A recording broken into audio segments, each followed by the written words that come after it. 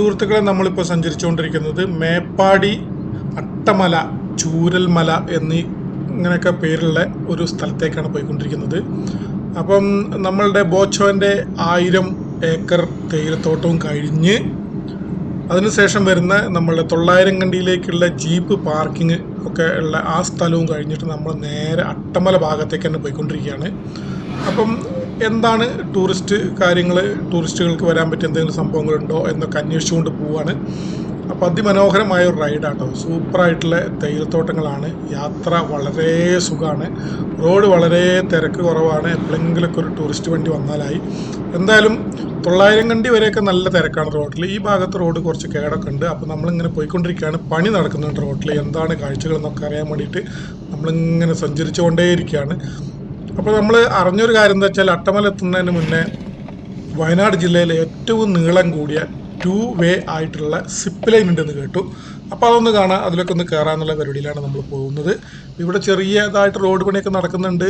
Plastic മാലിന്യങ്ങളൊക്കെ road സൈഡിൽ ഇഷ്ടം പോലെ കാണാം കേട്ടോ. എന്താണ് ഇങ്ങനെയെന്ന് ചോദിച്ചാൽ അങ്ങനെയാണ് ചില സ്ഥലങ്ങളിലൊക്കെ.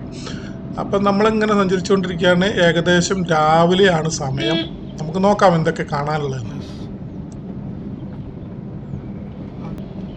നമ്മളിത് ഈ വളവ് ഇങ്ങനെ നിവർന്ന് വരുമ്പം സിപ്പ് ലൈനിൻ്റെ ആണെന്ന് തോന്നുന്നു ഒരു ലാൻഡിങ് ഏരിയ കാണുന്നുണ്ട്.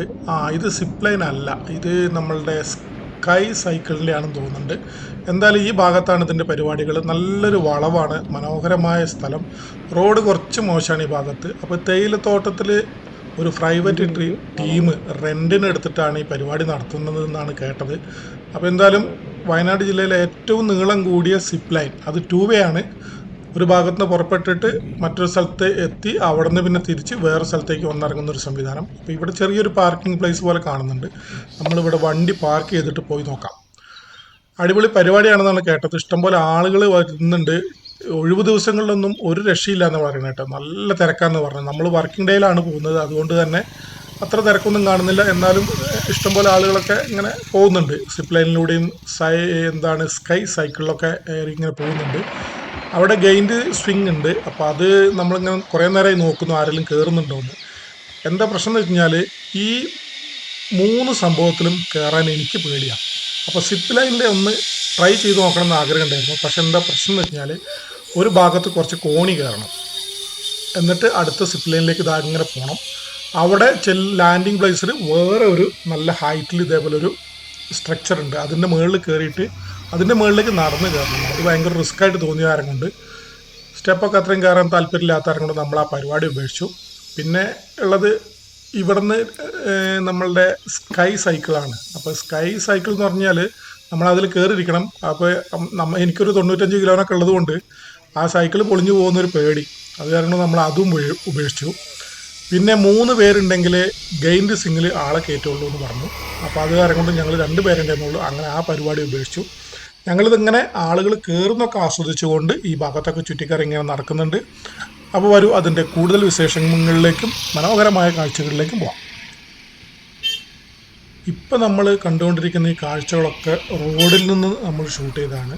ഇവിടെയാണ് നമ്മളുടെ സ്കൈ സൈക്ലിംഗ് ഉള്ളത്. 2 പേര് ഒന്നിച്ചാണ് പോകുന്നത്.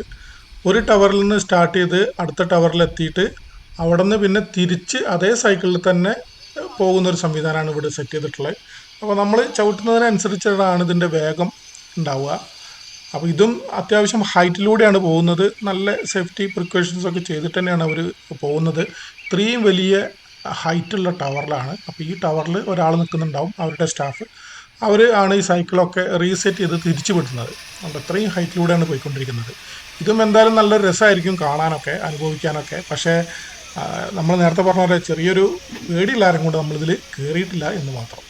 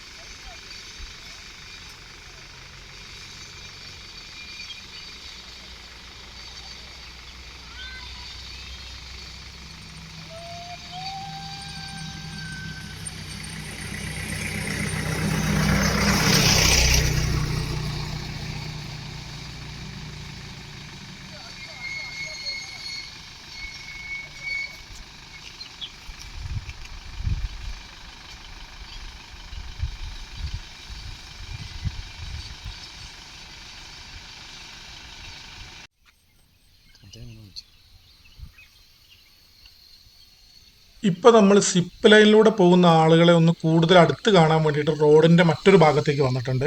അപ്പോൾ ഇവിടെ നിന്ന് കഴിഞ്ഞാൽ സിപ്പ് ലൈനിലൂടെ ആളുകൾ ഇങ്ങനെ ചീറി പോകുന്നത് നമുക്ക് കുറച്ചും കൂടി അടുത്തുനിന്ന് കാണാം. അത് കാരണം കൊണ്ടാണ് നമ്മൾ ഇവിടെ വന്നത്. ആളുകൾ ഇഷ്ടംപോലെ വന്ന് കയറുന്നുണ്ട് കേട്ടോ, ഒരു പേടിയും കൂടാണ്ട് ആളുകൾ സഞ്ചരിക്കുന്നുണ്ട്. പക്ഷെ നമുക്ക് എൻ്റെ പ്രശ്നം എന്താണെന്ന് വെച്ച് കഴിഞ്ഞാൽ ആ 2 ടവറിൽ കയറുക എന്നുള്ളതൊരു വിഷയമായതുകൊണ്ട് മാത്രമാണ് നമ്മളിതിൽ പോകാണ്ടിരുന്നത്. ഇതുകൊണ്ട് ഇത്ര അടുത്ത് കൂടിയാണ് പോകുന്നത്, വളരെ രസമായിട്ട് പോകുന്നുണ്ട്. വളരെ താഴ്ന്നൊരു പ്രദേശത്തേക്കാണ് വന്ന് ചേരുന്നത്. അവിടെ നിന്നാണ് പിന്നെ നമ്മൾ മേലേക്ക് തിരിച്ചു പോകണം. അങ്ങനെയുള്ളൊരു സംവിധാനമാണ്. കണ്ടോ, ഇഷ്ടംപോലെ ആളുകൾ പോകുന്നുണ്ട്. നല്ല രസമുള്ളൊരു അനുഭവമായിരിക്കും. പക്ഷേ ആ അനുഭവം നമ്മൾക്ക് മാനസികമായിട്ട് ഇങ്ങനത്തെ ഒരു പേടിയില്ലായിരുന്നു, നമുക്ക് പറ്റിയില്ല. ചെറിയ കുട്ടികളെ ടവറിൻ്റെ മുകളിലേക്ക് കയറ്റില്ല, വലിയവരെ മാത്രമേ കയറ്റുള്ളൂ. ആളുടെ തൂക്കമൊക്കെ നോക്കിയിട്ടാണ് കറക്റ്റ് ഈ സിപ്പ് ലൈനിലൂടെയും സൈക്കിളിലൂടെയൊക്കെ ആളുകളെ കയറ്റുന്നത്. അങ്ങനത്തെ പ്രത്യേകതകളും കാര്യങ്ങളൊക്കെ ഉണ്ട്. അവരെല്ലാവരും വളരെ ശ്രദ്ധാപൂർവമാണ് ആളുകളെ ഈ ഒരു എന്താ പറയുക റൈഡിലേക്ക് പ്രവേശിപ്പിക്കുന്നതൊക്കെ.